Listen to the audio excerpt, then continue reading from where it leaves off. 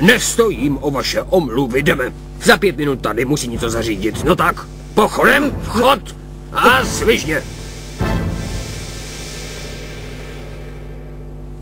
A dělali jsme toho hodně, ano? Už si nevzpomínáš? Tak já ti to povím. Začali jsme tady na pohovce, vidíš? Pokračovali jsme v kuchyni a pak tady na stole a pak ve vaně. A když jsme vyšli z vany celý mokří, tak jsme... Ne, dost, pane Estebane, to už by stačilo, ano, prosím. Glorie, jediné, co ti chci říct, je, že všechno, co jsme spolu dělali, se mi líbilo.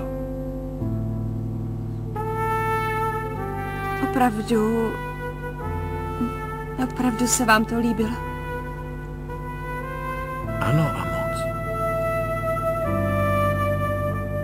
Ne, co to povídám, tolik se před vámi stydím, opravdu, já, jak jsem jen mohla, pane Estebane, Glorie, Stefanie, no. Glorie, podívej se na mě, podívej. Ne, pane Estebane, ne, nechci, ne, nemůžu se na vás podívat.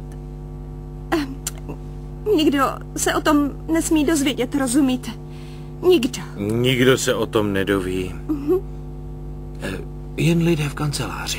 Cože? Ne, doktore, co vás to napadlo? Nesmí se dovědět o tom, že my dva...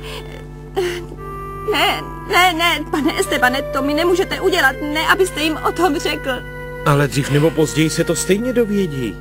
Tak, aby z toho nebyly drby, bude mnohem lepší, když půjdeme a povíme jim to sami, ne? Ne, pane Estebane, prosím vás, jak můžete něco takového říkat? Pane Estebane, prosím, to nemůžete. To je důkaz, jak je Esteban Marín krutý. Jako vždy si